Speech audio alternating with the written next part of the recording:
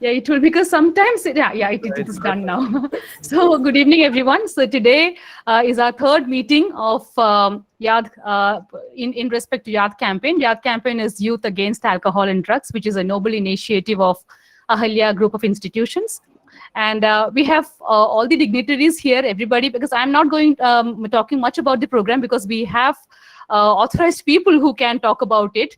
The person who has conceived the program is here. The person who is actively involved in the program is here. So we will hear about the program from them. So I invite our director, Dr. P.R. Mahadevan Pillai, to welcome the gathering and give a brief about the session. After that, we will listen to our chairman, Dr. Gopal, regarding what he actually visualizes, and then we will move on to the training part, where we have two dignitaries, two well-known people who will be sharing their knowledge with us. And that I'm sure I'm looking forward for a happening session today. So Mahadevan sir, please come forward, and without much ado, let us move on.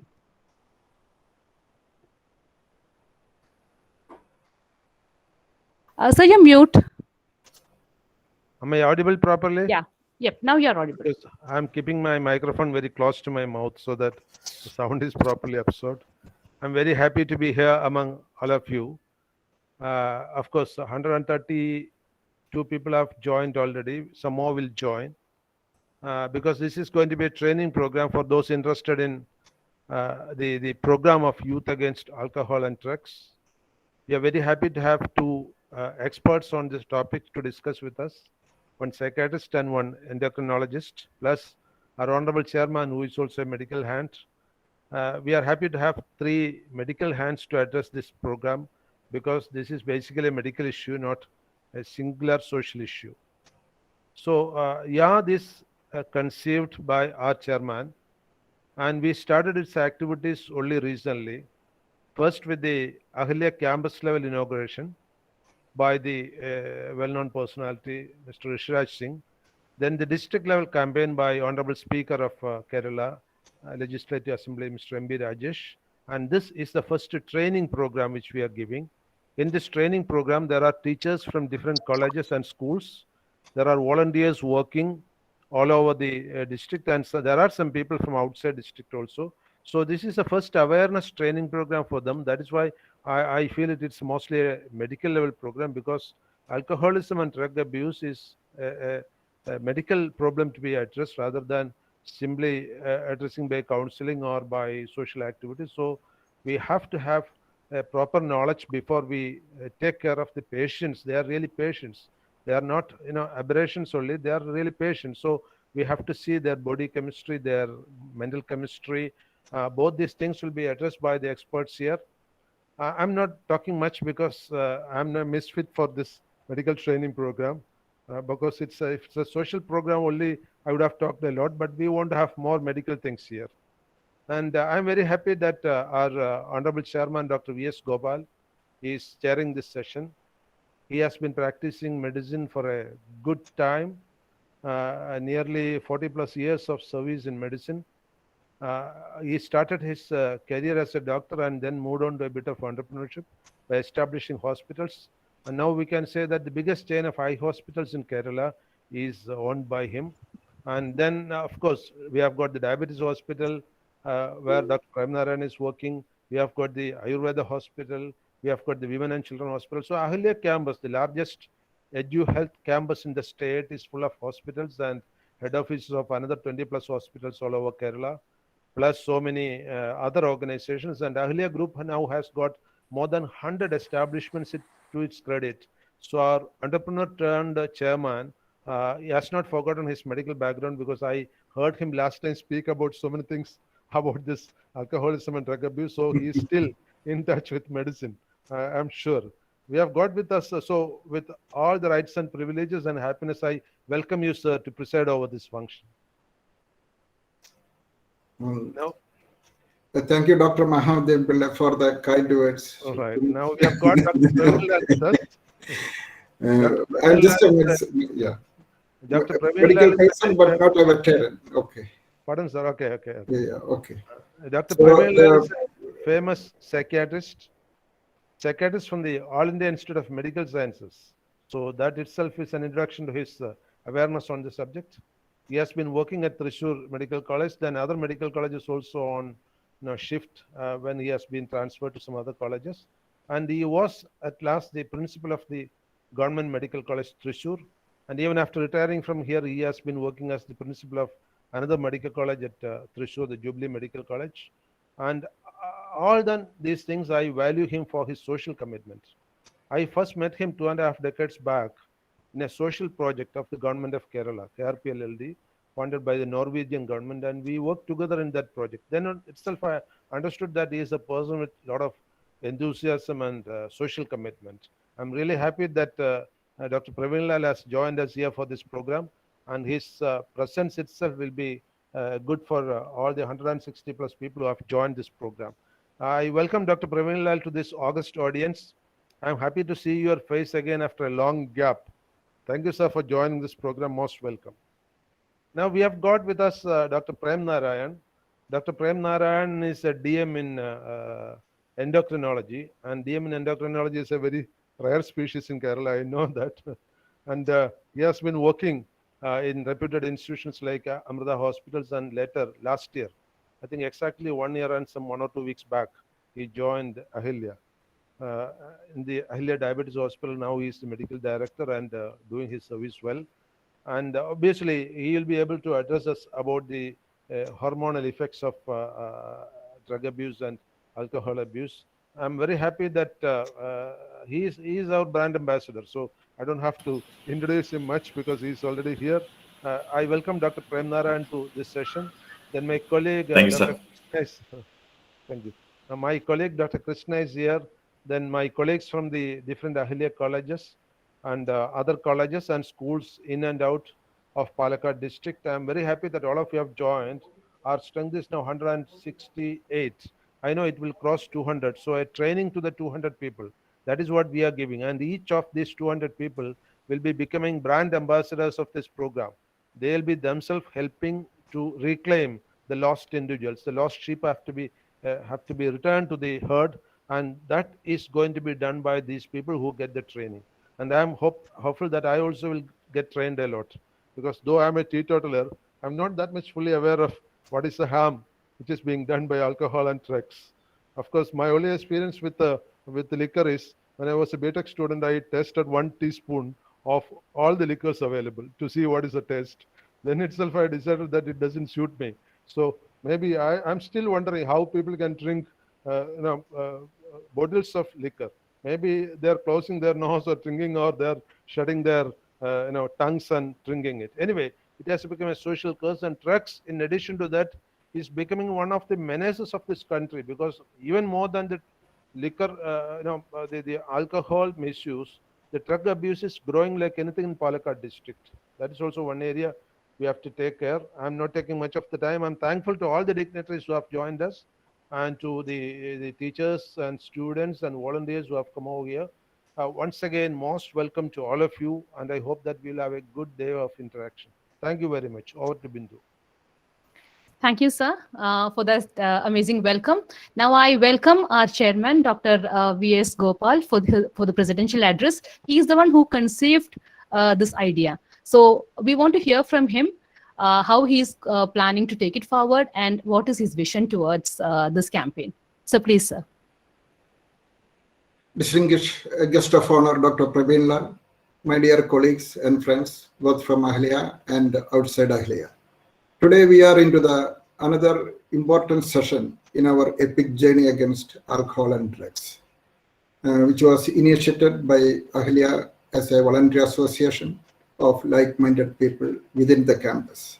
Even though it started as a voluntary association within the campus and grows, and it's continued to grow outside the campus and into other educational institutions in Palakkad and beyond. We are still, we still, personally, I believe it's a baby of Ahilya. YAD means Youth Against Alcohol and Drugs. This is an idea which we conceived a few years back, but reorganized a few months back, beginning of this year, with my beloved colleagues in the academics front in Ahilya campus. especially Dr. Mahadevan Professor. I am very much indebted to him for the initiative and the enthusiasm he has shown so far in this drive, and also to Dr. Christina, who voluntarily came forward to take up the leadership of this campaign. Initially, we planned to spread the message inside Ahlia, but now it has gone to the other education institutions in the vicinity. This spread is systematic and steady. So I am at the outset, I am happy and contented with the way it is growing. In the third stage, we will attempt to establish our working relationship with other similar organizations and social organizations in the district and beyond the district also. As all of you know, YAD to be success, we need a three-pronged action, a tri-pronged action. One is the personal front, and other is a social front, and the third is a regulatory and statutory level. When we come to the personal front, just identifying the people who are voluntarily come forward to abstain from alcohol. That is for the people who got a will to abstain, but they do not know how to do it. So such people, they need help. So YAD in the beginning, we will help such people, identify such people, dissuade them from alcohol, and also counsel them individually and in groups, and convince the danger of this menace in the anvil, that is alcoholism. That is the first stage in the personal front. Once this job is done, we will go to the social front. In the social front, we need a social initiative, educate and communicate a society as a whole. This needs massive campaigns and awareness programs and education in association with similar or like-minded people or organizations, and all our voluntary organizations. And at this stage, I firmly believe that we are into this stage now. And so far, our journey has been hassle-free, and I personally feel we are in the right track. So we are in touch with other educational institutions and social organizations. This is a tough job. This is a tough job where we'll start feeling the resistance. And level 3 comes the regulatory and statutory level. As all of you know, regulatory and statutory is nothing but the government and quasi-government institutions, local administrations, and public bodies. This is a very sensitive area. Probably in a state like Kerala, it's a vulnerable part of any drive against alcohol and drugs.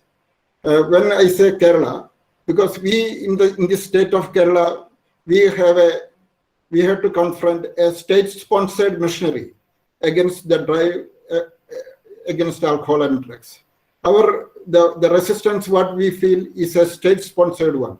So the resistance is more, and which makes our task all the more complicated. Because now in Kerala, when I say state-sponsored resistance means, if you look into the economy of the state of Kerala, there is a vicious cycle. The major chunk of our revenue comes from the sale of alcohol and other related items. So this revenue is inevitable for the very assistance of the state's exchequer. So no government, forget about the politics. No government can afford to sustain a government without the support of the revenue from the beverages. So government themselves, they are promoting the alcohol, and the vulnerable society is a victim to this one. So this is an area where we feel much of our resistance. The vicious cycle, what I mean is that the revenue from the beverages go to the state's exchequer, and from there it is dispersed as salaries, pension, gratuities, and social welfare funds, and subsidies, and to the tertiary level into the pockets of the working people. This revenue at the end of the day, end of the week, end of the month, it directly goes to the beverages. And at the end of the day, this money from the beverages flow back to the government treasury. If you have seen the logo of the Bevco, you will understand it. It very vividly it depicts the meaning of the functional meaning of the Beverages Corporation. You have seen that cycle. the money comes from government and it goes to the government back. That indirectly explains what is happening to our money we spend in the Beverages Corporation. So this forms the vicious cycle. This is what I call vicious cycle. And if we can cut off the cycle at any point of time or any part of the cycle, we will be successful in this drive. So my humble message in today's session to all of us participating in the meeting in this session is to break the cycle. So again, I say break the cycle. At one point of time, at any point of the part of the cycle of the revenue cycle of the beverages. So if we can break the cycle, our mission will be successful, even though it may take time. So this is my humble take-home message from today's session. And when I said break the cycle, you must be well aware and you must be conscious about the revenue cycle part of this, how the money comes, how the money goes back to the government treasury. Then coming back to the level 1, the individual level, which is of relevant today's session, because we are in the level 1, I told the individual applications. When the individual approach is to identify the people, counseling them, educating them, and dissuading them from the menace of alcohol.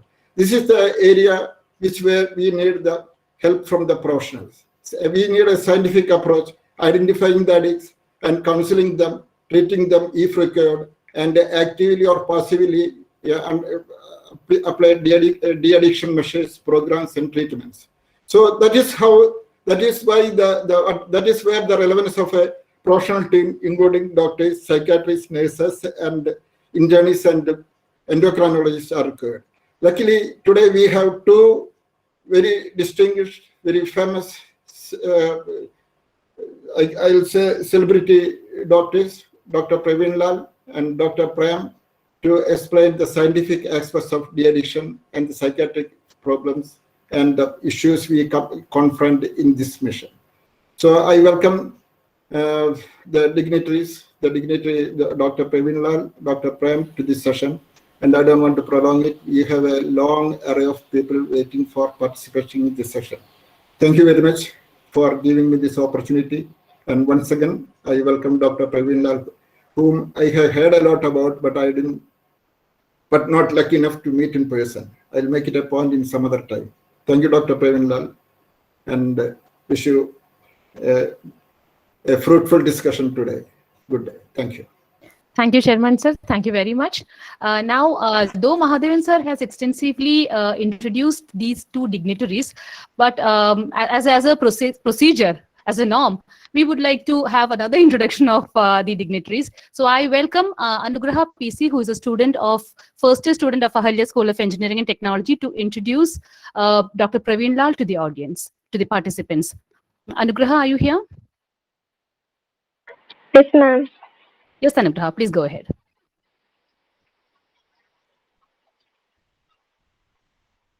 Good evening to one and all present over here. I am glad to introduce Dr. Praveen Lal Kutichira to this wonderful evening. He is currently the Professor of Psychiatry and Principal at Jubilee Mission Medical College and Research Institute. He was the former Principal of Government Medical College, Thrissur. Dr. Praveen Lal is the Dean Medicine of Cochin University of Science and Technology. He is the Vice Chairman of Center for Science and Technology for Rural Development, Thrissur, and the Life Fellow of Indian Psychiatry Society. He had done Doctor of Medicine from All India Institute of Medical Sciences. He has published numerous papers in reputed national and international journals. Over to you, sir. Thank you, Anugraha. And now we would want Anuchand to introduce Dr. Prem Narayan also, and then we will move on with the session because we want the participants to know whom they are listening to. So Anuchand, please come forward and introduce Dr. Prem Narayan to the participants. Anuchand, are you here? Yep, Anuchand, go ahead.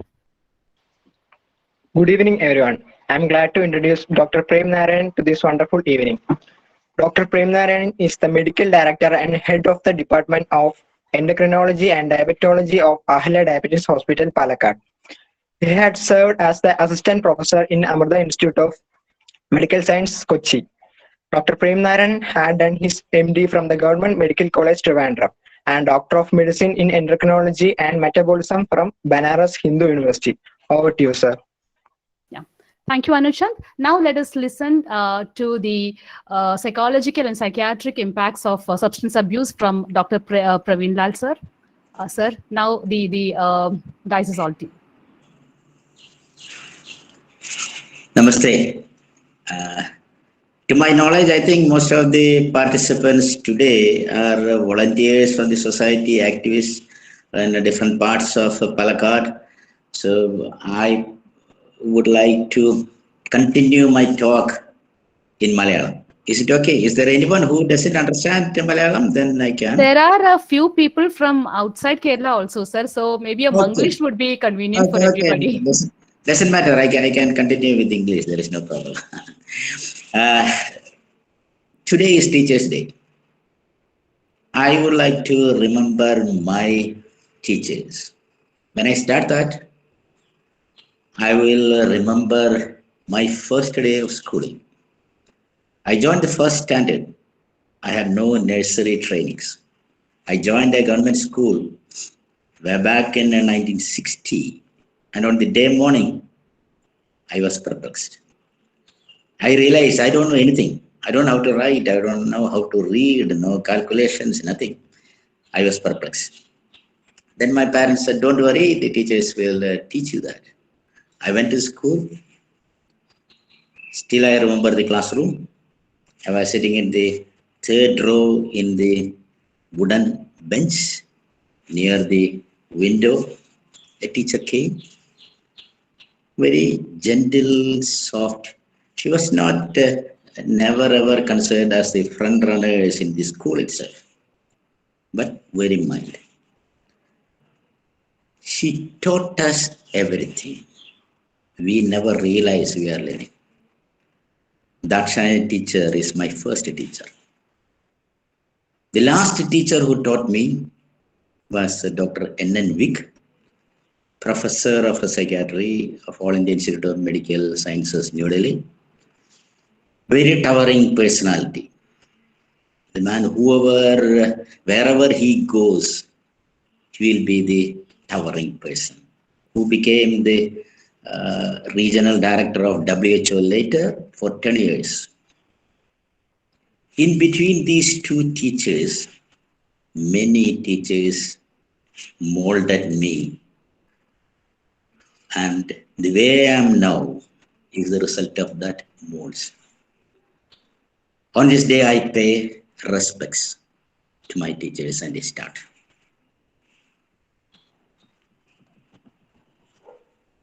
When I talk about these people who are using alcohol and drug, in my 40 years of career as a psychiatrist, I have come across a lot of changes from the earlier days and now. Unlike the earlier days, today, it is not the dark, narrow lanes of Kamattipadam which is creating the problem, but probably wide streets of some Harihar Nagar, etc. is the problem now. That change has shifted. It is not those who are in the low socio-economic strata which has the problem maximum. Highest problem is in the upper socio-economic status. This change is very noteworthy. It is not only for alcohol and substance use, but even we know the yesteryear's gundas with Kaili and the BD, but now all of them has changed to men wearing three-piece suit, wearing goggles, coming in plush cars. Changes happened.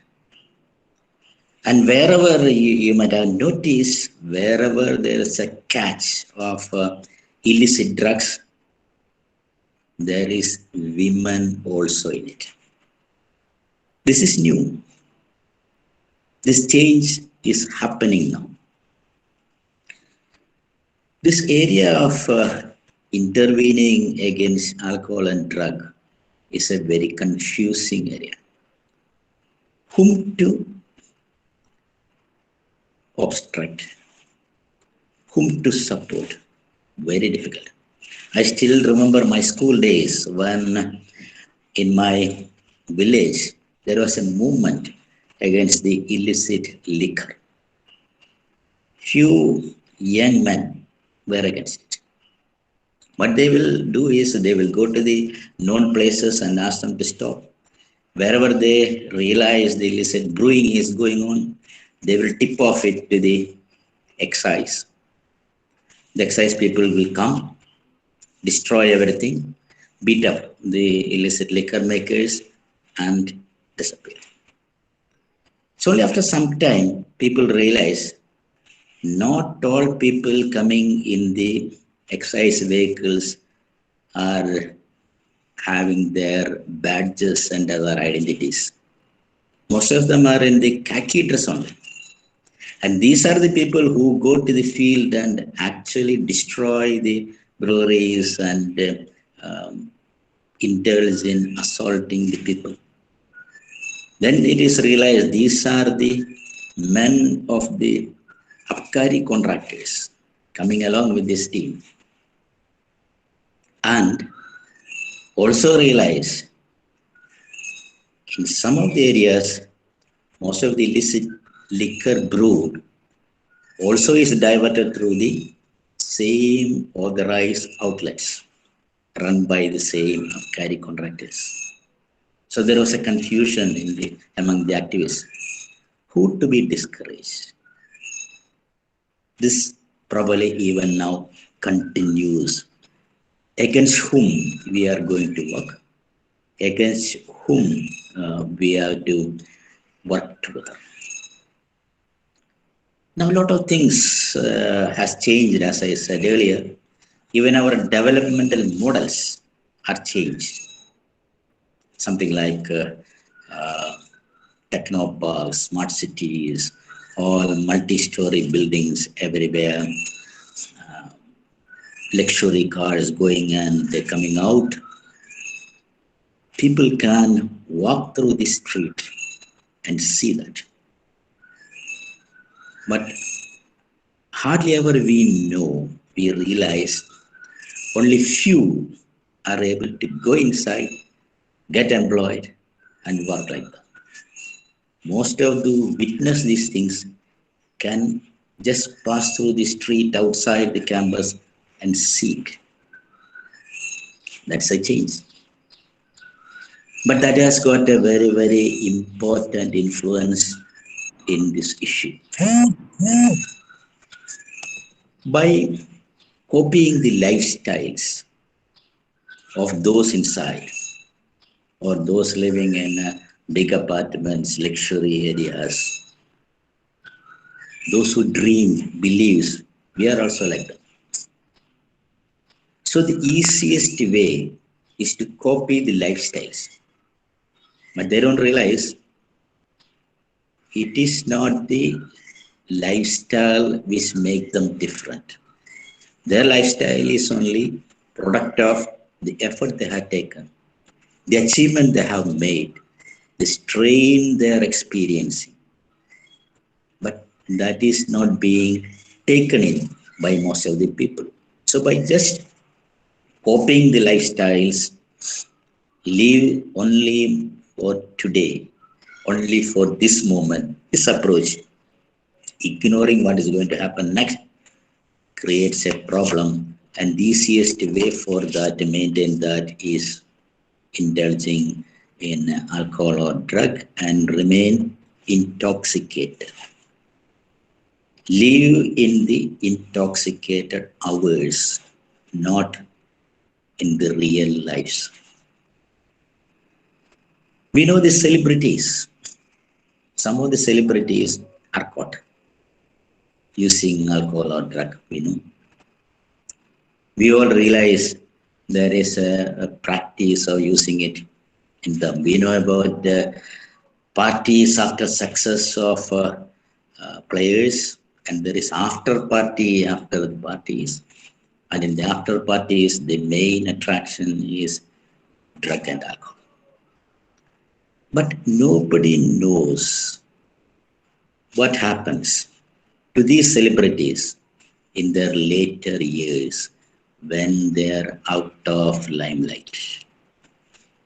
Perhaps a little knowledge about that will help people to realize, rationalize, and then follow that. There's a lot of mismatch between the capabilities, aspirations, and achievements. One of the colonies of years when I was doing my schooling, I remember, which was one of the very, very backward colony, which is now have a different look. Most of the houses are bigger. There is no hut in that area nowadays. Lots of development happened. One can see from outside. But I know from that area, most of the youngsters are pickpockets or antisocials now. This nobody had seen, understood. But that happens. This is because there's a mismatch between own capability, aspirations, and actual achievements. Unless you balance these three, there is a possibility of you getting frustrated. And the modern day youngsters especially are intolerant to frustrations. Nobody wants to face the failure. Nobody wants to accept the failure. Everybody wants to circumvent the failure. Circumvent failure without taking an effort. And easy cuts comes as alcohol, drug, etc. When you come to the use of alcohol or any intoxicant, the challenge before a therapist is where the user ends and an abuser starts. Where an abuser ends and an addict starts. There is no definite border. It's all blurred. We know a lot of users. We know some of them are abusers. We know a few of them become dependent on it. We cannot have same approach to these three people. One of my earlier friend was an activist and an ex-addict. He used to say, the first enemy of a dependent is the user. A regular alcohol user will invite any of his friends, even if they are addicted, for another bout of alcohol. Because for him, alcohol use is only use. There's no problem. Can control at any time. Can define the limit and stop at that level. But this poor addict has no control, cannot stop at the limit. So actually a user is inviting, thinking an addict is similar to him. But for an addict, he cannot control or stop. So the worst enemy of an addict is a user, non-problematic user. This finding the border between user, abuser, addict will be much more difficult when the used agent is a socially accepted one, at least in some places, sometimes, like alcohol. In some countries, somewhere it is accepted as a beverage. Even in places where it is not a regular beverage, it is accepted at certain times. So it is confusing. I still remember in my childhood, there were people who will go to the treasury monthly with a book and get Afim, the raw opium, regular quota of month. They will take it just like betel nut chewing and continue like that. I have seen the heroin addicts creating all sorts of problems in the society, at home, in Delhi, when I was a postgraduate student. The difference between Afim user of those days and heroin user of now current days, heroin is a marketed product. When there is marketing, there is a profit intention coming in. There comes the middleman in it. There comes the competitions. All these will target the user or one with the potential of use tomorrow, and they will go for promoting it. That will create problems, and that is what we are actually witnessing.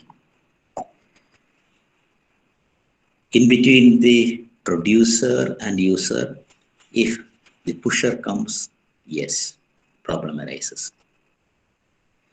The ability to control is difficult to define, difficult to predict. There's a Japanese proverb. In the first, the man takes a drink. Next, the drink takes the drink. And next, the drink takes the man. So when you start, then the offending agent decides next dose. And then finally the individual is ignored. This difference is an issue.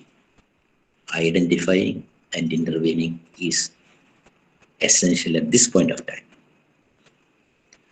Most of these people live in a subculture with their own practices, their own rights and wrongs.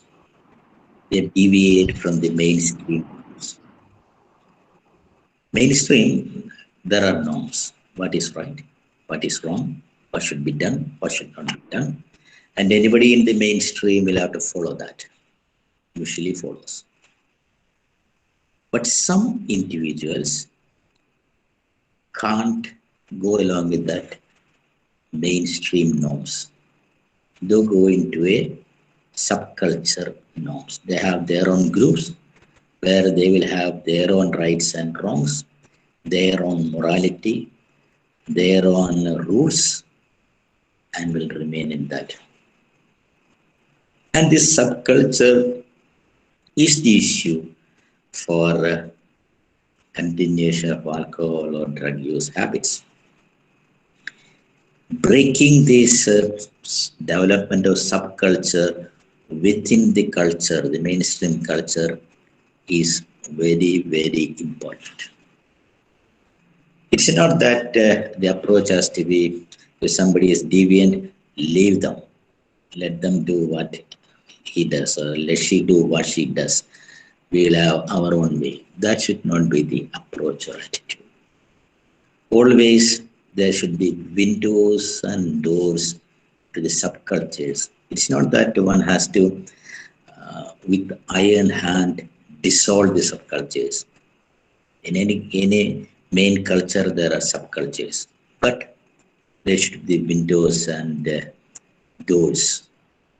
It doesn't mean that Every day one has to enter through that window or a door and then enter their territory and spoil everything they have made. No, but the mainstream people should be aware, should have interactions, know what is happening in the subculture, support them wherever needed, discourage them wherever needed. That should be the approach one should have.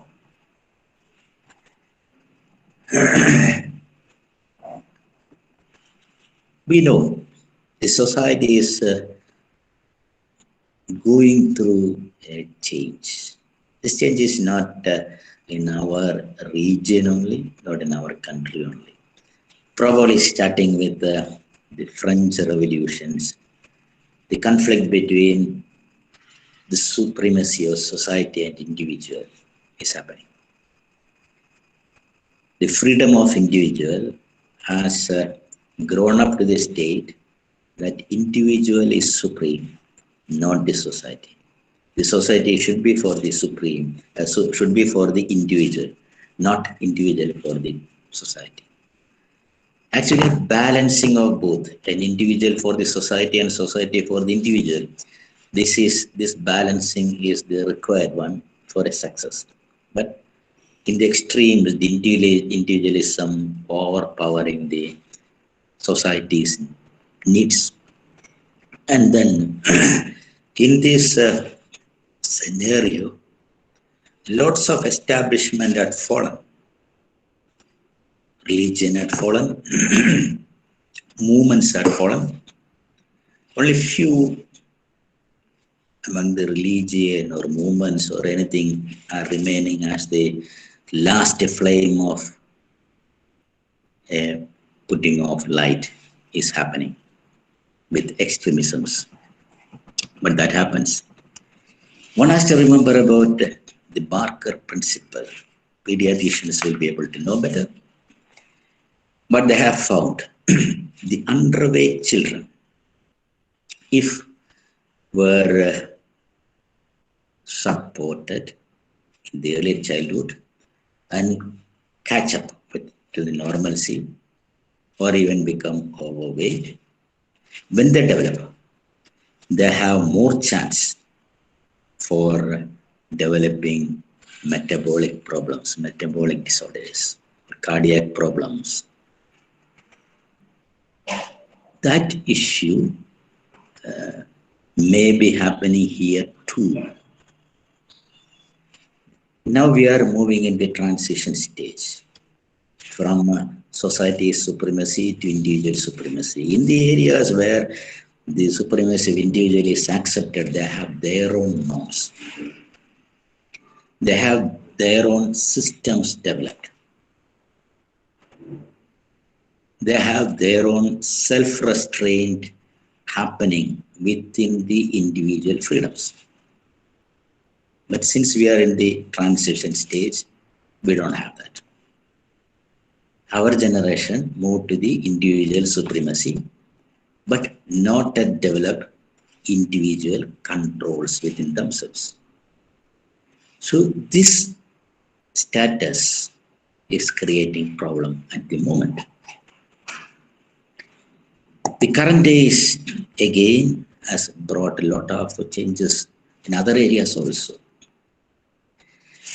Earlier it was the presence which can be seen.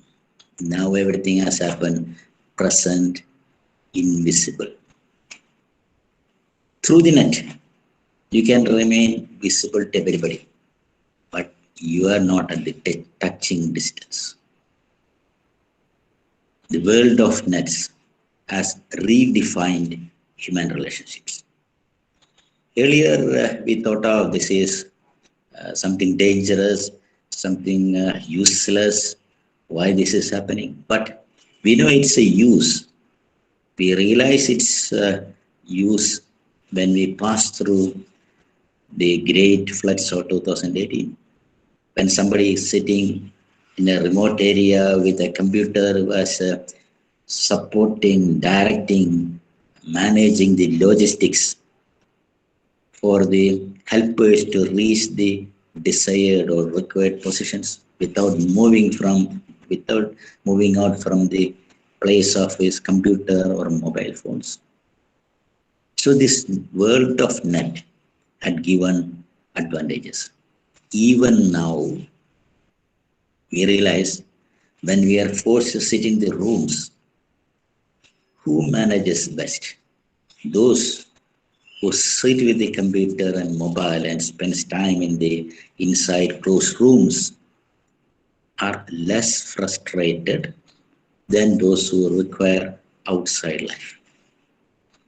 But of course, this world which is invisible helps the transport of illicit drugs too, the use of illicit drugs also, and this has to be taken into consideration. People wants a level of brain tissue excitement to live. Inactive brain is actually a dead brain. Any brain which is living is active. For the brain to be active, the levels are different for different individuals. A saint meditating in the Himalayas in a lonely cave have his brain active, thinking, transcending, realizing a lot of things. Some brains require to be active. A cup of coffee, a cup of tea, maybe a BD, maybe a smoke, and for another some stimulating medications or intoxicant which is dulling certain areas of the brain. That is individual differences. So providing an environment which will give optimum stimulation of the brain is the responsibility of the society around, people around. This provision has to be not shortcuts with alcohol or intoxicants, but acceptable, no side effect situations. It need not be medications. It could be just interactions. It could be just immediate surrounding society. These are the things one has to think about while you are working with alcohol and drug problem cases. There's no answer for everything in this field. And no answer is the answer for all the questions of those who have in experiencing in this field. I don't have any answer to offer. You also may not have an answer to offer. But sitting together, working together, you and me, if we form we will have the answer. What you do is not important. Like the RAND report of USA, what they have found, treatment to bring out alcoholics from alcohol is effective. It is better than no intervention. But there is no difference between interventions, types of interventions. So your involvement in helping an individual to come out of alcohol and substance use or preventing an at-risk individual to go into the area of alcohol or drug use is important. What you do is not. You have to do. That's the message I have with me. You are going to start a program for people around in the community. My best wishes. With these words, I stop my words. Thank you very much.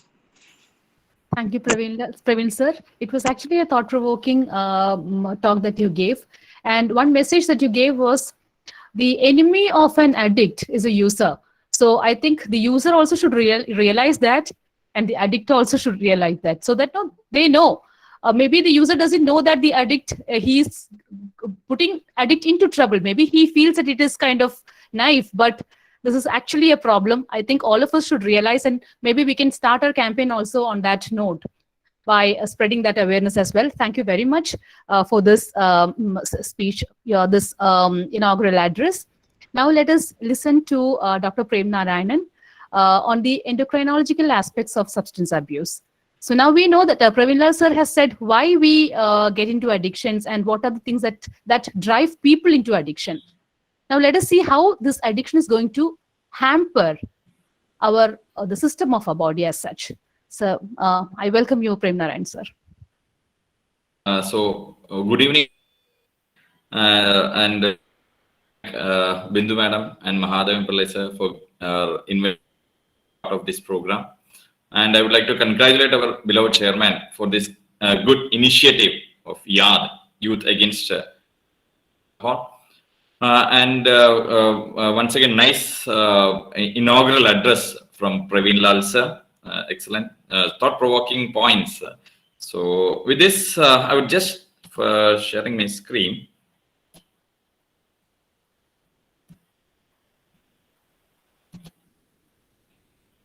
Is the screen visible?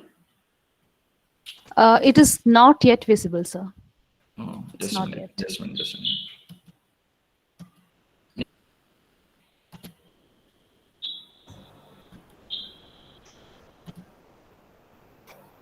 it fine?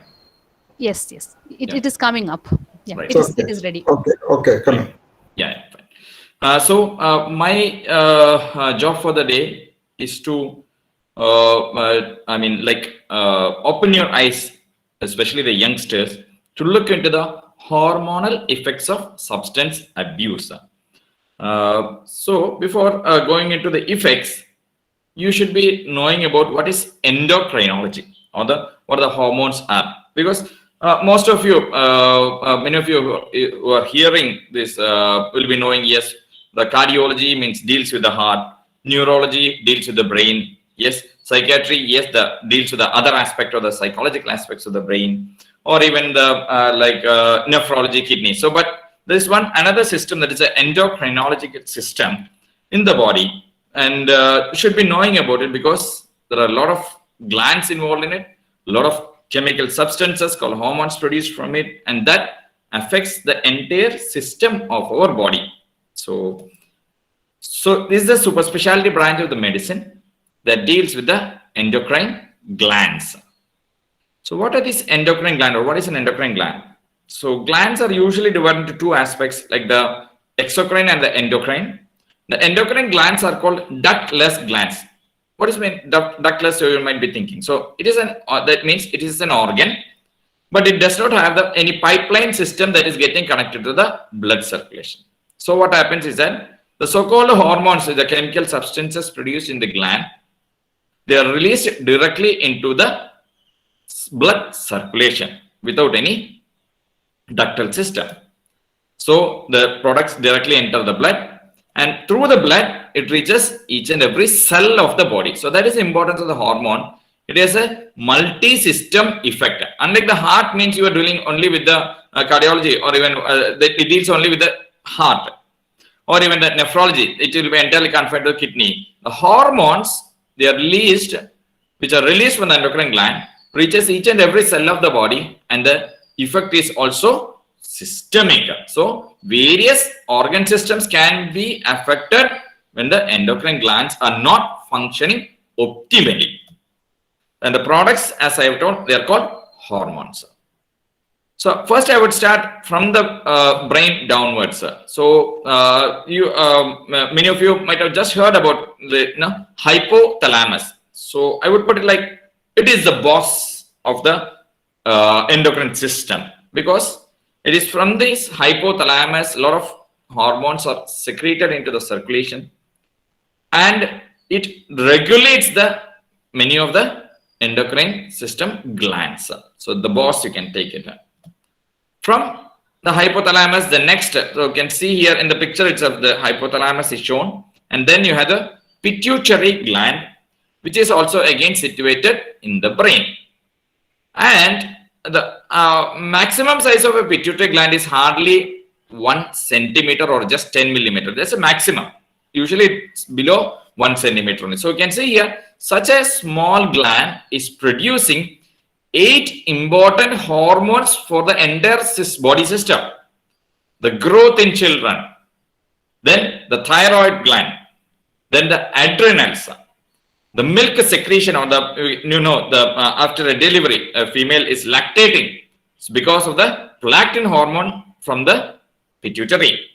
Then the ovaries and testes, they are also under the control of the pituitary.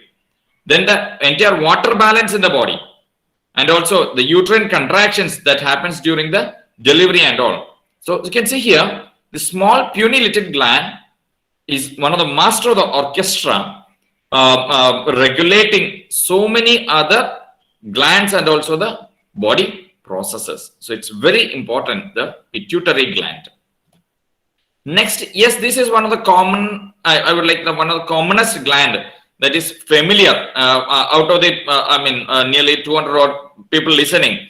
Definitely at least 5% would be having thyroid issues, because this is one of the common problem that we see these days. So the thyroid gland, usually situated as in the picture, is situated in front of the neck, and it produces the 2 important hormones which are designated as T4 and T3. Then behind the thyroid, you can see here the 4 yellow dots. These are the parathyroid, situated at the backside of the thyroid gland, and it secretes an important hormone called a parathormone, which is abbreviated as PTH, and it regulates the calcium levels in the body. So an under-functioning parathyroid and an over-functioning both can result in calcium disturbances. Under-functioning can lead to decreased calcium and hypocalcemia, and the over-functioning gland can result in hyperparathyroidism or hypercalcemia.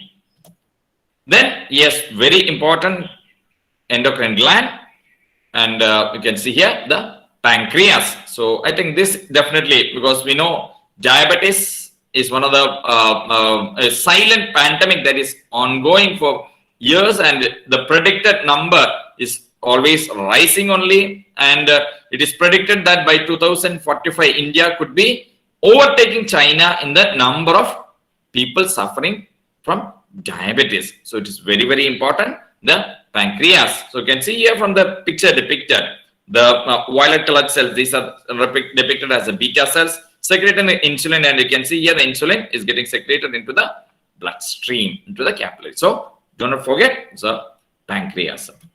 Then apart from that, yes, very important, especially I think youngsters are hearing this lecture, adrenal glands, isn't it? So the adrenaline rush with the sports and all activities that we see, isn't it? So it's from the adrenal gland hormones. 5 important hormones. Yes, 3 of them are steroid hormones. Again, steroid is also one common word that is being used these days, especially after the onset of COVID, because we know that steroids have been helpful in the management of the COVID-19 infection, especially the preventing severe COVID-19 infection and all. Then there's then the 2 other hormones are the adrenaline and the noradrenaline. It produces the fight, flight, and the fright response of your body. So if you are seeing any horrifying situation, or if you are having seeing any a thrilling match or a movie, so all these things, that your feelings, the changes that happens, the pounding heart rate and all that happens, it is because of the adrenaline that is released from the adrenal glands. Next, ovaries, very important sexual organs. I would put it in the female reproductive system. Yes, it produces hormones for feminization or the secondary sexual female characteristics. Then the regular menstrual cycles that do happen. Yes, very important. It's because of the hormones that are produced from the ovaries, and very importantly, the next generation of the reproductive aspect, that is a fertility, is also dependent on the ovaries, which is an endocrine gland. Similarly, in males, yes, we have the testis to remember, and produces a masculinization, and the most important hormone, the testosterone, which gives all the secondary sexual aspects in a male, and importantly, the fertility aspect also. Then, many of you might not be knowing about it. Like whenever you think about a bone or a bony problem, the first, the specialty of medicine that comes to the branch of medicine that comes to your mind will be an orthopedic surgeon, isn't it? The fractures that happen. But these fractures and everything can happen because of the metabolic bone disease, which because the bone is also an endocrine gland, and it also secretes a very important hormones also, and which helps the bone strength. So this is what you can see here. The first picture, a healthy bone, and the second picture you can see a porous bone. So that is why the osteo means it's bone, and porous means holes are coming. So that's because the bone is getting weak, or the bone holes are widening, or because the bone is getting weaker. So this is what we see. So you can see a 25-year-old, 40-year-old, 55, and a 70-year-old. So after menopause, you can see how the spine is getting bent. It's usually called the Dovagus hump in the female. So it's because of the osteoporosis. So this is, and apart from that, very important, another silent pandemic that is running is in our society is the obesity or the excess weight issue. And we know that obesity is a pre-runner for many of the metabolic and also the cardio-renal metabolic problems like the type 2 diabetes, the cardiac disease, the lipid issues or the cholesterol problems, then the hypertension, obstructive sleep apnea, osteoarthritis, malignancies. So you can see a lot range of problems that is being arising because of the obesity factor alone. So next we move on to the topic proper. So right now you have an overview of what is the endocrine system in your mind, where all the glands are located. Next we'll see how these abuse of substances or the substance of abuse or use, as Previnlal was telling, how it could affect the various glandular system. First, importantly, the adrenal axis, hypothalamo-pituitary adrenal axis can be affected because of the alcohol. Depending on the amounts consumed, sometimes it can result in such an excess steroid or the cortisol production in the body, even patients presenting with a condition called a pseudo-Cushing syndrome, where they'll be obese, they might be having a little bit of striae and all, a puffy face, so everything can be affected. So it's called a pseudo-Cushing syndrome. Sometimes it can also lead on to a decreased or the suppressive axis. The adrenal axis can be suppressed. So because of the decreased production. So it all depends on the amounts that are being consumed by a particular person. Then very importantly, yes, alcohol can affect the reproductive or the sex hormone axis, leading on to the decreased production and also resulting in what is called a hypogonadism. That means the optimal sex hormone levels are not there in that person, and hence way is not able to maintain many of the many of the work that should be done by the sex hormones. This is another one important study you can see here, the effect of alcohol on chronic illnesses. So first you can see here the hypertensive disease in males and females. As you can see here, the drinking category has been distributed into three based on the amount of alcohol consumed in grams. You can see here males and females are allotted the approved or the amount of alcohol that can be consumed is different. So you can see here, but overall you can see from category 1 to 3. So the risk for the hypertensive disease progressively increases both in males and females. Next, breast cancer, very important. You can see under 45 years of age, also again the risk progressively increases, and above 45 years also the risk progressively increases. So it again leads on to the increases for malignancies. Then diabetes mellitus, yes, we can see here from the drinking category as it is progressing, the risk for the diabetes also is increasing. So we can see here what all metabolic changes can be brought on or leading into or making you a chronic patient because of consuming just the alcohol.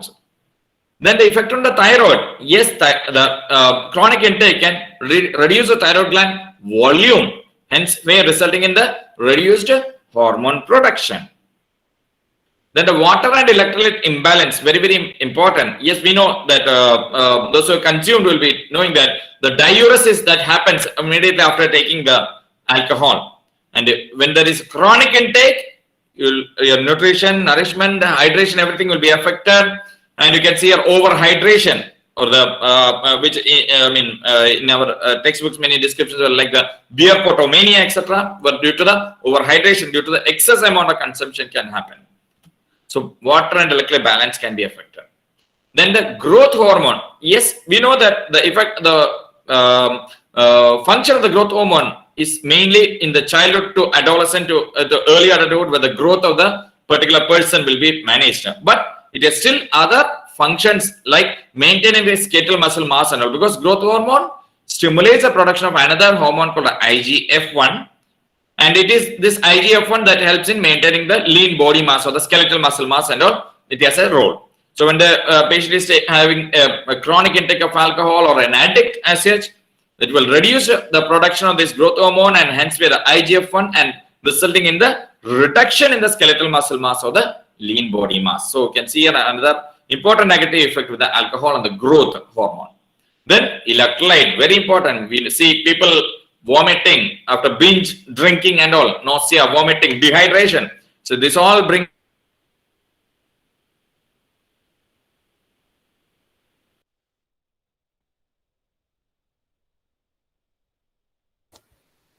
I think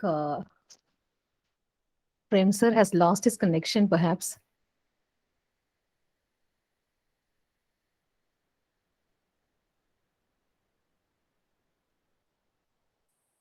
I'll just call him.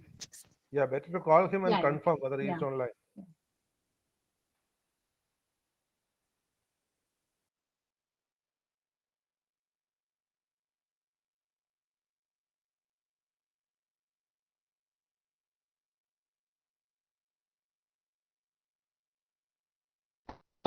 just a minute. I have a power issue. I'm enjoying.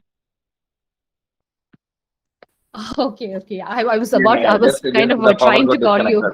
Yeah, no, just the power got disconnected. So this one mobile actually. I'm connecting. Okay.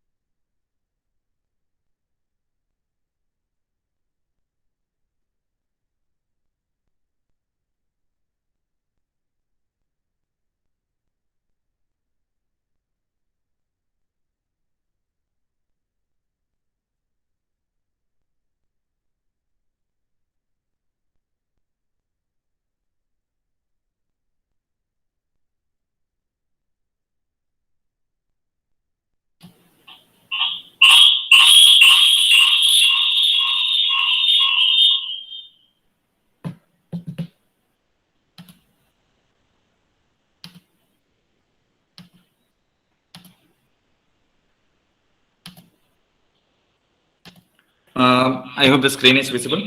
It is coming, sir. It is coming up. Sorry for the technical glitch. That happens. All of us are used to it. Yeah. So today, rain is also heavy, no? Yeah. So the screen is visible, madam? Yes, it's visible, sir. Yes, it's visible. So I'll just proceed. So next, bones. So effect of alcohol on bones. Yes, it can result in decreased bone strength, leading on to osteopenia and osteoporosis, and resulting in increased risk for fractures. And also, you know that after consuming alcohol, the body imbalance also happens, the postural balance is affected, increasing the risk for falls, and hence way the risk for fractures also is increased. So it's all negative effects that can happen. Then diabetes mellitus, very importantly, yes, alcohol, yes, it has high in calories actually. 1 gram of alcohol burning results in an energy release of 7.3 kilocalories of energy. So this excess energy, as you all know, and because of our lifestyle these days, it results in increased adiposity, and hence where the visceral adiposity, especially, you will be seeing that those who are taking, good amounts of alcohol, like the beer or even other forms of alcohol daily, or even good increased amounts, you see them that they will be having a visceral adiposity, and this visceral adiposity or the visceral fat is the major detrimental factor leading on to the increased risk of type 2 diabetes. And apart from that, alcohol per se can lead on to pancreatic destruction, leading on to the pancreatic diabetes also. And also importantly, that everyone knows about it, yes, the cirrhosis liver. Then patients with diabetes who are taking alcohol, many of the patients coming to the OPD routinely, they ask about it. Doctor, whether I can take alcohol along with the medications. I tell them it is at your own risk only, because when you are treating your diabetes, yes, you are taking medications, and if you are taking alcohol along with it, many times people take the nutritional intake as such, if you take, it will be less, and there will be an increased risk for hypoglycemia when you are taking alcohol along with medications. And apart from that, certain medications also increase the risk for acidosis and all. So better you stop taking alcohol. Then very important, another group of substance abusing molecules that are being used is the amphetamines, the stimulants. It can produce symptoms which is like thyrotoxic symptoms. Usually what are the thyrotoxic or the excess thyroid hormone, the symptoms will be palpitation, tremors, then the increased sweating, and all these symptoms can mimicking symptoms like excess thyroid hormone can be produced by amphetamines. Then on the gonads, like the sex organs, low dose of amphetamines can increase the sexual drive. So many people use it in this way also as an abuse. But the long-term usage leads on to decreased libido or the decreased sexual drive, changes in the semen quality, in females menstrual irregularities, and all these things can happen with the amphetamines. Then effect of marijuana or the cannabis. Yes, it can depress the thyroid function. It can depress your gonads, again like a decreased hormonal picture, and even females leading on to menstrual irregularities. Then again, it can also decrease the growth hormone production, as said, reflecting onto the reduced skeletal muscle mass. Then the reproductive risk also, yes, very importantly. Then the tobacco or smoking, another menace of our community, like our southern side of very, very high, especially in our part, there is a Kerala. Important risks are the diseases, as you can see here. It can increase the blockage of the heart, leading on to the termed heart attack, called as a myocardial infarction. And you can see here where there is a cancers or the malignancies. Very, very important. Nicotine is a major content that creates all these sort of issues, but one cigarette smoke usually contains 3,000 different included or in the cigarette smoke. And you can see here from one of the different types of cancer that is in. So the big large bubble, you can see that is a lung cancer. So apart from that, you can see here from the upper side, you can see here the nose and the paranasal sinuses, malignancies, mouth or the oral cancer, the upper throat and the esophageal cancers, esophageal malignancies, stomach, kidney, bowel, ovarian tumor, bladder, tumors in females, increased risk for leukemia. See the the smoking.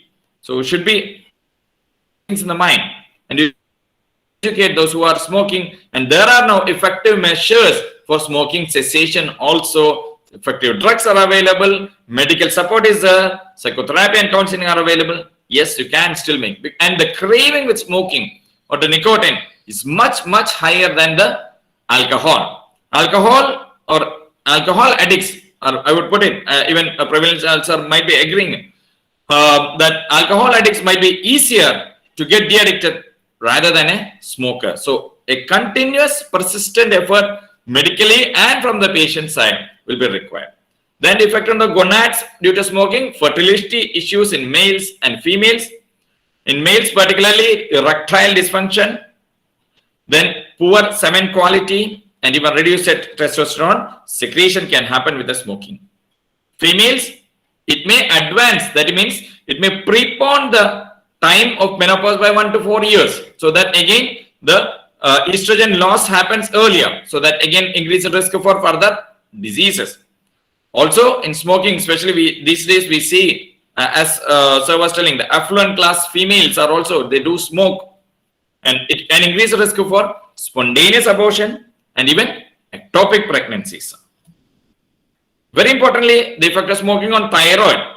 Yes, there is an increased risk for hyperthyroidism in smokers, and in those who are getting hyperthyroidism, smoking, there is an increased risk for thyroid eye disease. The eyes are popping out, and it can even end up with a loss of vision of the eye also. It's a very important dreaded complication.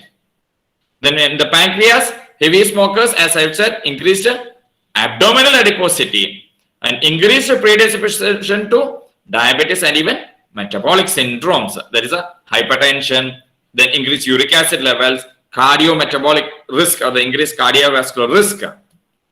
Then on the bone, it decreases the bone mineral density, increased risk of fracture, and even delayed bone healing if the fracture has happened. Cocaine, another very important drug of abuse. It increases the cortisol levels on the gonads. Yes, it reduces the sex hormone production, testosterone in males, and menstrual irregularities in females, again leading on to the reproductive issues also. Then in cocaine usage in diabetic patients, especially type 1 diabetes, it can precipitate an emergency called the diabetic ketoacidosis or the hyperosmolar hyperglycemic syndrome. So these are all dreaded emergencies that can happen. Then in bones, again, cocaine can lead on to the osteo or increased risk for osteoporosis, or it can weaken your bones. So this is in a nutshell picture showing, like you can see here, on the pituitary, the alcohol and cocaine and marijuana, how it is acting. Then marijuana, it can increase the prolactin secretion can be affected. Then alcohol, again, the thyroid function can be affected. Adrenals, you can see here, amphetamines, and also the apart from that, the alcohol and tobacco. So all this has been put in a nutshell, that you can see how much this alcohol, cocaine, then the marijuana, amphetamines, all this, or even tobacco affects your entire body system of hormones. Another important thing that I would put it before concluding will be the anabolic steroid usage, especially among youngsters these days, because of the for the bodybuilding purposes and even sport activities. The anabolic steroids have been used off-label so much, and it is available freely in many of the gym centers. And I do see people, I have seen patients also, those who are in the field of modeling, coming to me with the problem that they have used it and abused, and now they are having problem with their innate hormone production, or their own hormone production has come down, it has been reduced, and we had to do a lot of things to get them out of that, and even to correct the innate hormone functioning. So it has been an abuse that has been happening these days, especially among youngsters. So what happens is that when you're taking excess hormone, so all these muscles will be building up. So this is the one that triggers them, but it all results in so from starting from the head, you can see here, hair loss can happen, mood changes, even pimples and acne formation can happen. Then importantly, the breast enlargement like gynecomastia, it is called technically. Then liver damage, increased cardiovascular risk, infertility because of the testis getting affected. Then decreased libido and other problems, shrinkage of the testicles, and even osteoporosis and osteopenia leading on to the increased bone fracture risk. So you can see here, especially youngsters will be aware of this movie which came 3-4 years back, the movie called I. So all will be fascinated with the bodybuilder, and you can see here, as I was shown in the other picture itself, isn't it? All the body muscles have been built up, and you can see the ferocious, aggressive look. But there is a great negative that can happen. Again, that also has been shown in the same movie. So if you are stopping all these steroids after this abuse or taking it long term, it results in what is called a hypogonadism, which I was describing earlier also with many of the, which happens with many of the substance abusers also. And the same movie you can see here, it was depicted like this. It is actually the hypogonadism that has been picturized here. So you can see here, his hair has been lost. And you can see here, the hump has come, isn't it? He has humped like a hunchback of Notre Dame. You can see here, the hump. So it is because his bone strength has been lost and the osteoporosis has happened, and that's why the hump has come. And you can see here, the facial hair has all gone. So it is because of the steroid abuse that can happen. Then you can see here, it is a little bit of an aggressive, an aggressive picture that has been shown, but the features has been similar to the hypogonadism that has been shown in the movie also. So don't get addicted to substances, but get addicted to your beautiful life. Live and leave this world with happiness and respect. Thank you all for your patient listening. This is our Institute Ahalya Diabetes Hospital. Thank you all. Thank you, Dr. Prem Narayan. That was really enlightening. And there's so many things we came to know through this. Though we have studied this in school during our biology classes, maybe some of the students would have studied in their +2 also, but then it's long forgotten. Right. And thank you very much for giving us an awareness on how our body reacts to this. So if we know what are the consequences of our addiction for pleasure, it's a dreaded picture. It's very difficult picture. So, it's better to stay away. So we have so many students and youngsters in this group. So hope they will spread this awareness. They will definitely not get into these things because they are involved in this campaign. They can spread the awareness to others also. Now I request the participants, if you have any questions, you can please put it in the chat box, and Prem sir will be answering that. And due to some personal emergency, Praveen Lal sir had to leave the meeting, so he has given put the message also here. He said that he had some other commitments and appointments, so he has left the meeting. So now the questions related to endocrinology and substance abuse, you can ask Prem Narayan sir.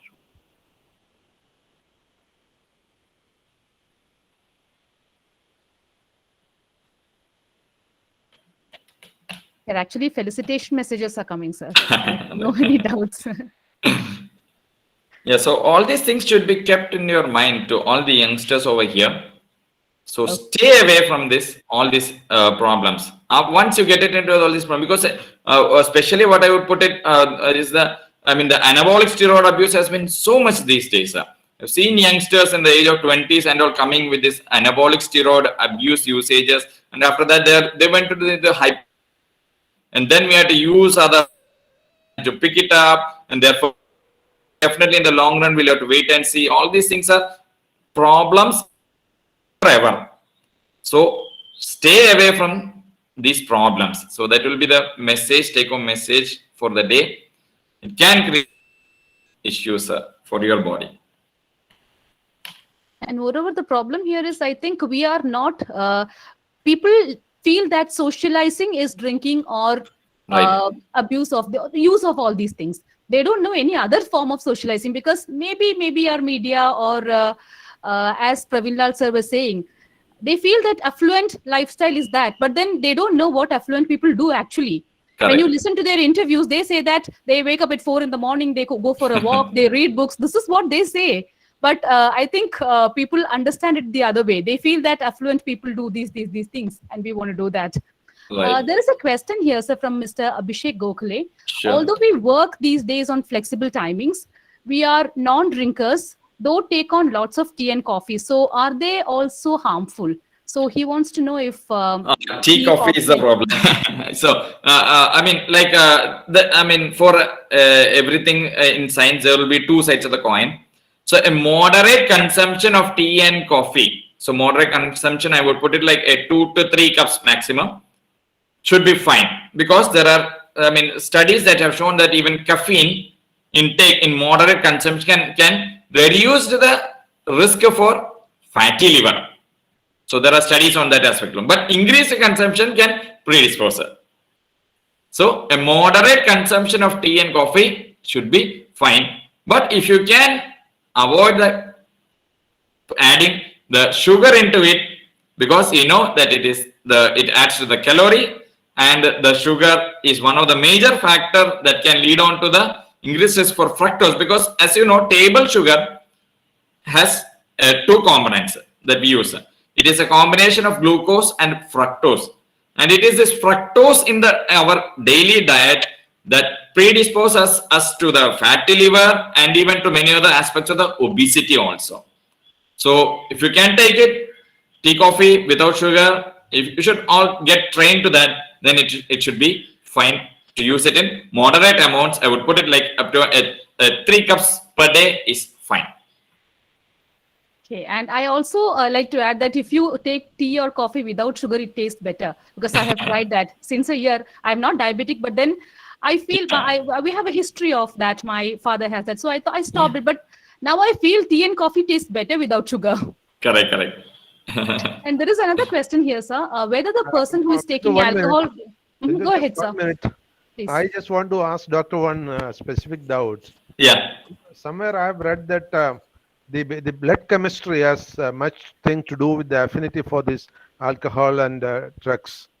From the endocrinological point of view, is it validated that the blood constituents have got a certain point or certain percentage of impact on the affinity for these things?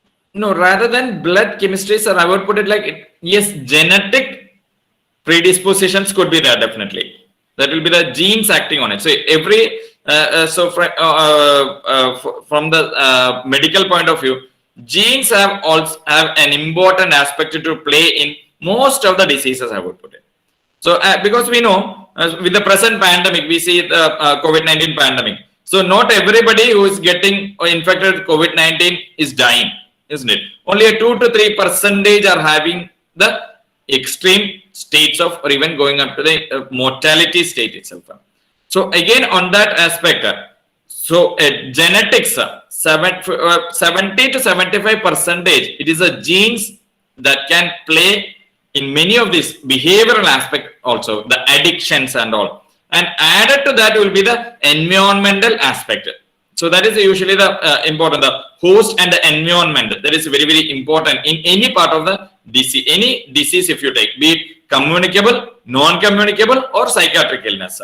So when the many people are, or many circumstances are coming together, then only it will result in a particular state of the mind or the body. So same here acts also for the addiction also, sir. I think I can add to that. If there is a genetical continuity in that factor, maybe from the parents' side, somebody is there who is alcoholic, there is a chance that the next generation may also get to it. Yes. It can be done that way. Yes. Okay. Thank you.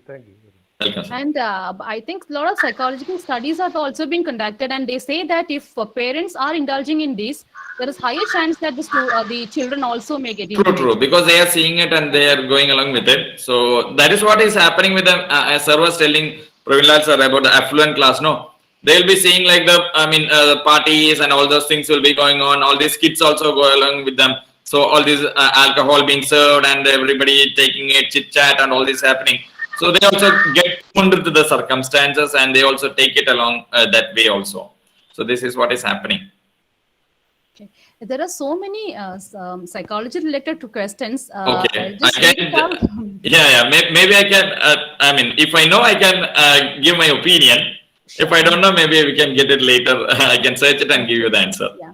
Miss Preeti says her husband consumes alcohol every evening. So she wants to know whether he's an addict. So every evening, so what is the amount that is being is consuming daily? That is also very, very important.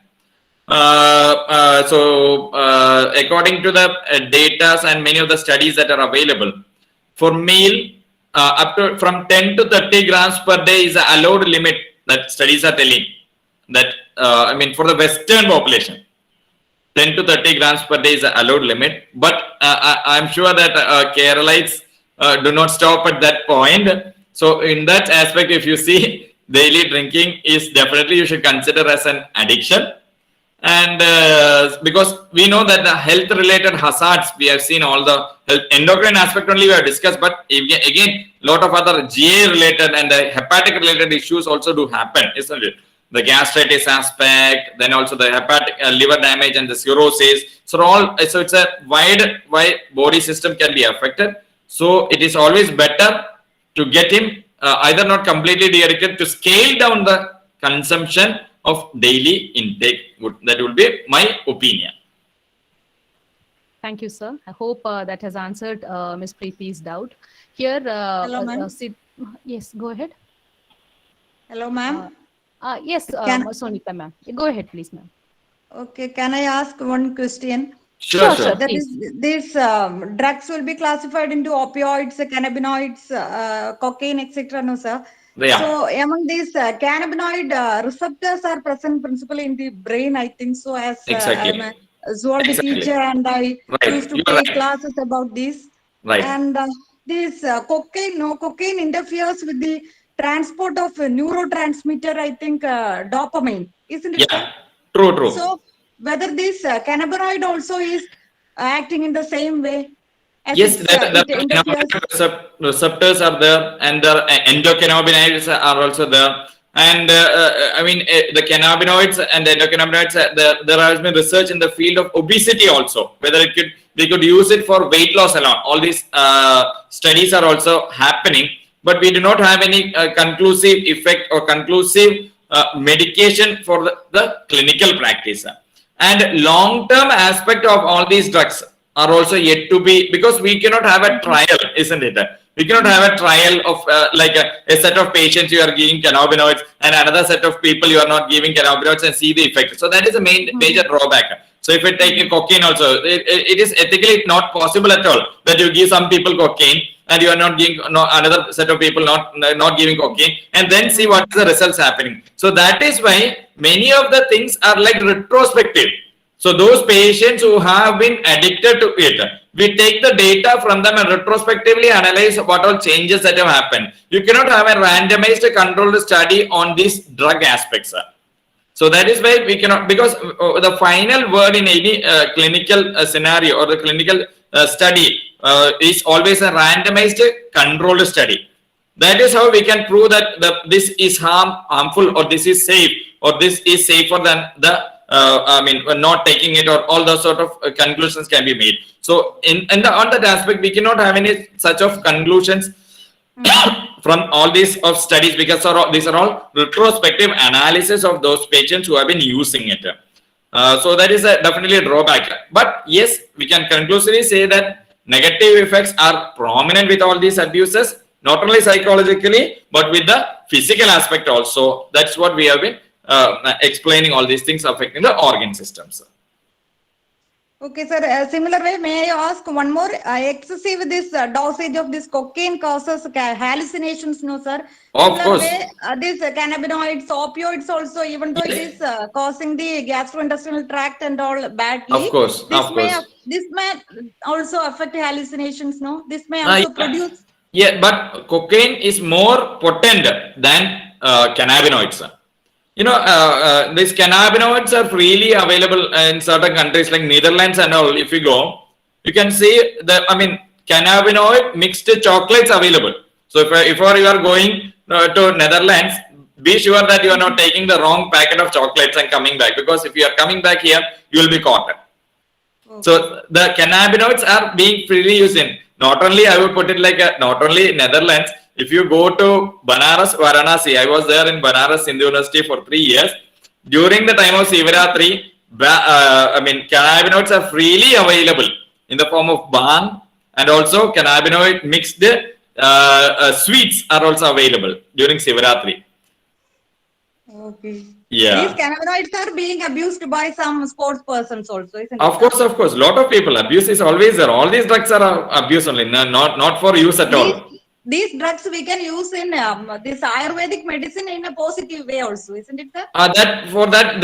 The percentage limitation will be there, definitely. That will be there. Because many of these products, like if you see the not to put it in another way, some of the Ayurvedic preparations do contain alcohol. Even many of the cough syrups do contain alcohol. Alcohol base will be there. And if you go to the government hospitals, I have worked in the government sector also. So people do, elderly people do keep coming asking for the cough syrup, because it contains a small base amount of alcohol, and they are getting some sort of happiness with that. So they do keep coming asking for, doctor, cough syrup they do keep coming. Yeah. So all these preparations do contain, but it is only with the allowed limit. It is not for going to the limit of addiction or abuse and all. Okay. Thank you, sir. Very informative. One more it thing. was. Thank you so much. Thank you, madam. And apart from that, you would have seen sanitizers also, isn't it? When all these, during this lockdown days, we have seen people using sanitizers as alcohol and all, and then ending up with a death and all. All these things do happen. So it is all these are, we know that it is 70% alcohol based, all these sanitizers. So it is a very high content of alcohol, and it's never for consumption at all. So please keep it in mind. Okay, sir. Very informative it was. Thank you so much, sir. Thank you so much, madam, for the nice interaction. Thank you, Shonita ma'am, for being with us. I know that you are busy, but she did make her time to be with us. And sir, Mahadevan sir, there are two questions. One is from Girija ma'am. She's the assistant professor of SN College, Sharnoor. She has asked, how can we restrict students, younger generation, from using these abuses? And there is a question from Siddharth. So how much time does an addict takes to recover? So I just want to ask Mahadevan sir, this is more related to psychology aspect of can we have another session on this perhaps, rather than taking up these questions? It's mostly psychological oriented. Yeah. Endocrinological oriented. Preventing students from, it's a teacher's part also. Yes. So we have to have some preventive measures. Basically, endocrinology plays the role when the person is already addicted. Preventing the person from getting into it is more of a counseling part or advisory part. We will take care of it. We'll have a training exclusively on that. How to keep away the students from such substance. Sure, that will be really nice, sir. And there is a question from Benjo, sir.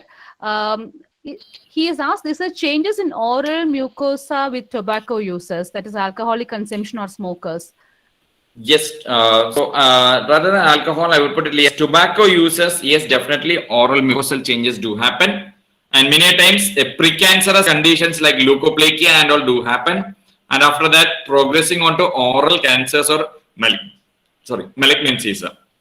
So it do keep happening. And alcoholic consumption, yes, they also can have immunity changes and all can happen, and especially in chronic alcoholics.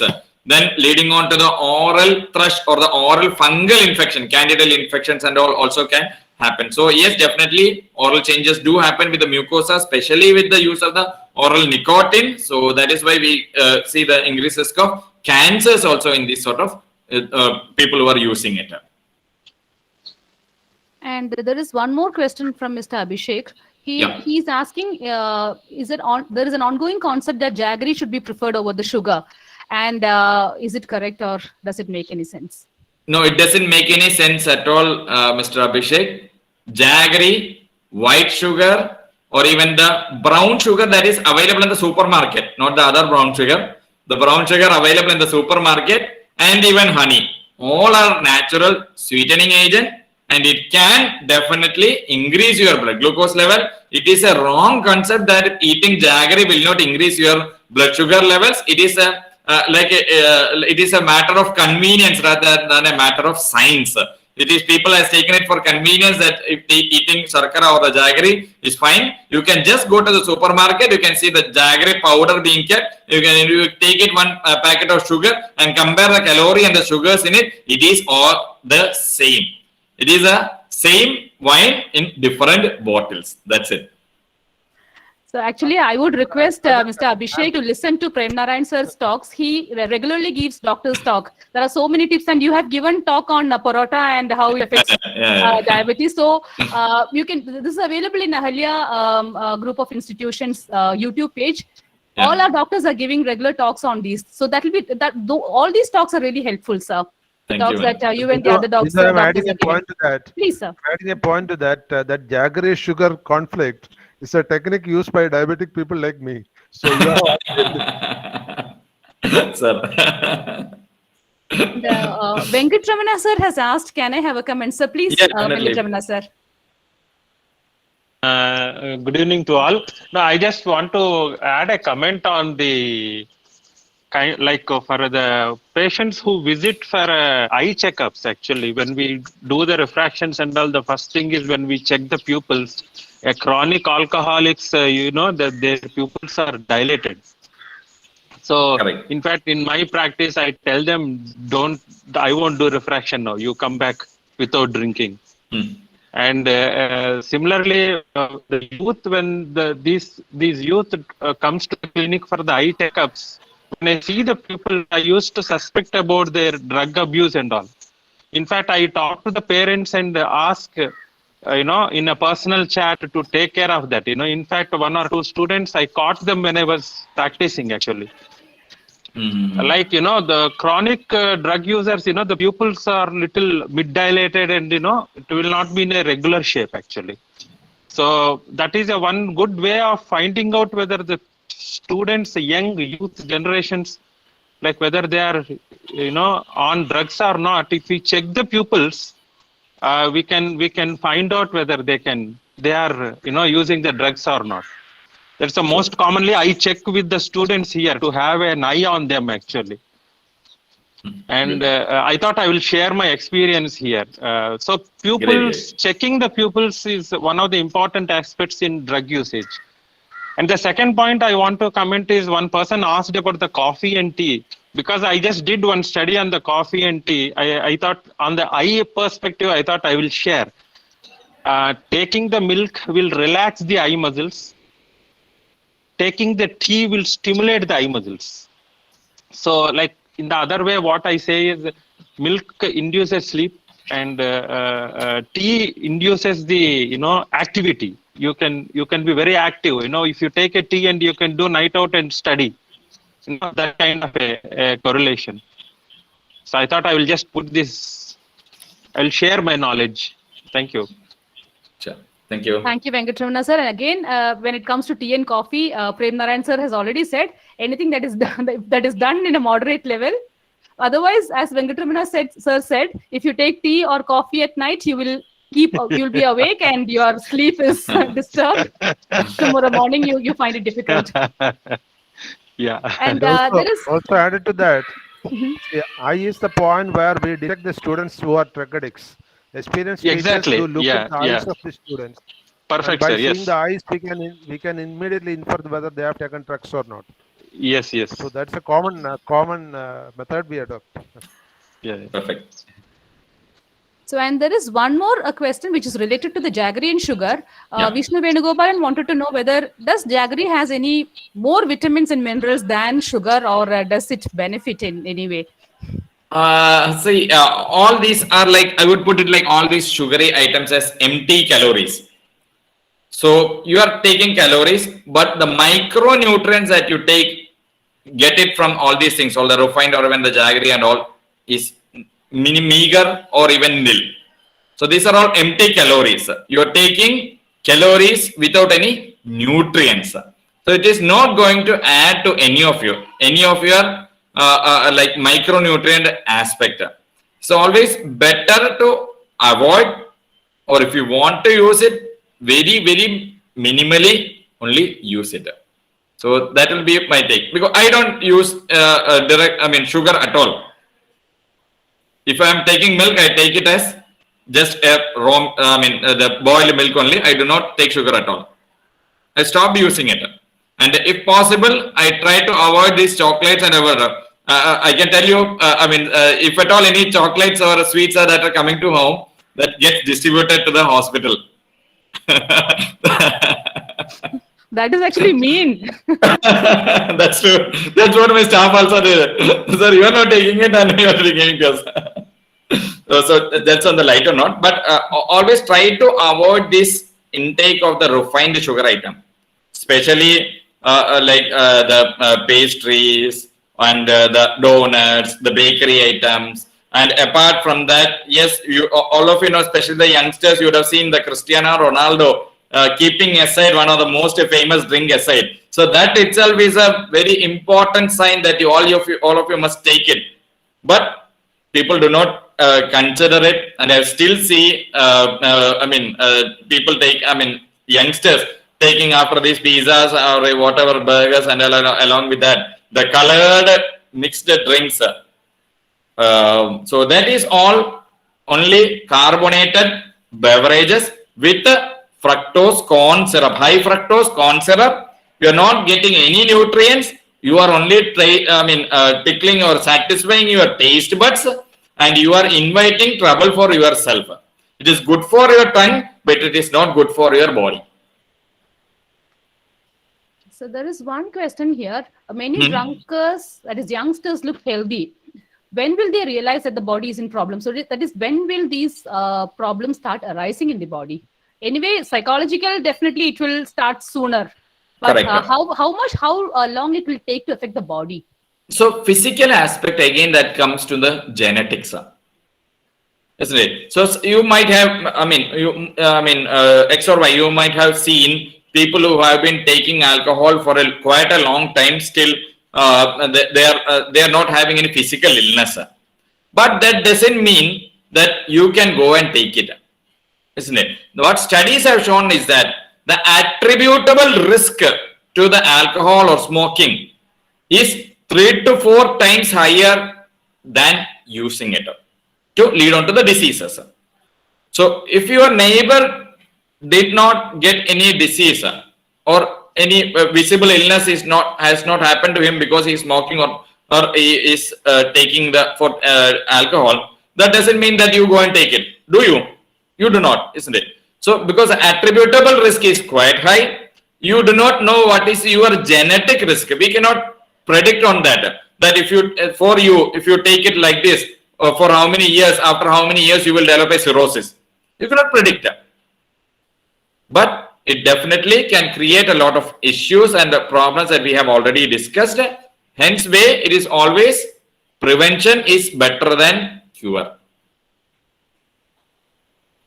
Yeah. Thank you, sir.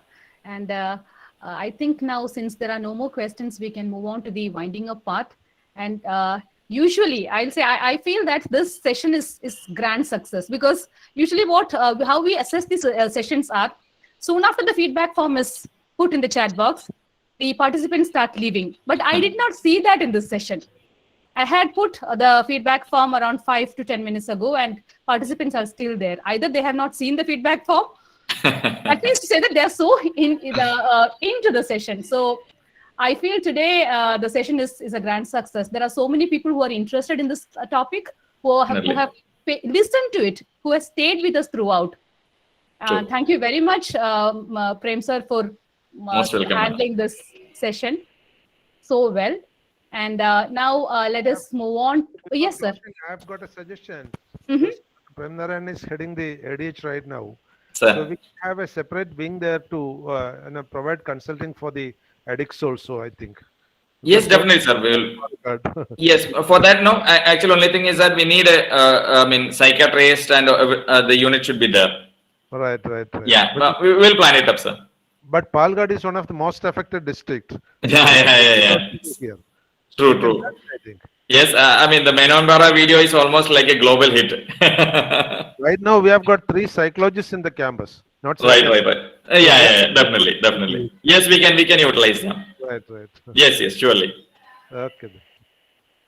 So now we can move on to the winding up part. Now we have the head of Yad campaign, Dr. Christina. She is also the vice principal of Ahalya School of Pharmacy. I welcome Christina ma'am to offer the official word of thanks.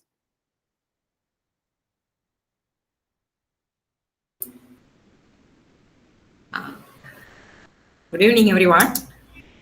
Our Honorable Chairman, Dr. V.S. Gopal, our Director, Dr. Shri Mahadevan Pillai, and heads of all institutions, and faculty members and other participants. Good evening once again. I think YAD has gained great momentum in our campus, I feel, because earlier sessions, of course, we started with some participants. Of course, it was a big group, but today I feel so many questions from the participants. So I feel YAD is gaining great momentum in our campus. So last month we had a YAD district level campaign, but now we had the training session. After listening to the speech by Dr. Praveen Lal and by Dr. Prem Lal, and I felt I have gone back to my physiology class somewhere in 1981. I started recalling my endocrinology, what I heard from my teachers. It was very interesting. You have brushed up the endocrinology, and you have connected very nicely with the alcohol and drug abuse, how it affects our endocrine system. Wonderful, sir. Now, I like to thank everyone who have made this program training a grand success. First, I thank our chairman, because YAD is the initiative of our chairman, and now it is growing and moving even throughout Palakkad and beyond. I think very soon it will be reaching beyond Palakkad also. And he has been with us for nearly 2 hours in spite of his busy schedule. Thank you, sir. Thank you for being with us throughout the session. Next, I'd like to thank our director, Dr. Mahadevan Pillai, for arranging this session, training session. Wonderful, sir. The speech by both celebrities was wonderful. Thank you, sir, for arranging. I thank Dr. Praveen Lal, who talked more of the psychological aspects of drug abuse. Though he is not here, I thank him. And in future also, I think we'll have more interactions with him. Next, I thank Dr. Prem Narayan. Just now I said, I felt like having my class, physiology class once again. Long time back I had this. Very nice it was. And many students raised many questions and you answered well. Even I have many questions now, but in person I like to sure, you're welcome. Here also, we will have some interactions. Yeah. Thank you very much, sir. Thank you very much for your wonderful talk. And I thank all the heads of the institutions, all the participants who are here till now and have shown keen interest in participating, in taking part in this YAD training. Hope this training will lead us in future to real work. Thank you, everyone. Thank you, one and all. Once again, thank you. Thank you all. Thank you, Christina ma'am, and I thank all the participants, participants from Ahalya group of institutions, and there are so many people who have joined from other schools and colleges and other NGOs. I thank all of them for spending their 2 hours with us and being on a Sunday. I know that everybody has a busy schedule, so let us all make sure that we spread this word to our nears and dears first, and then to the larger society. And in the one of the videos of World Economic Forum, it was released yesterday in LinkedIn.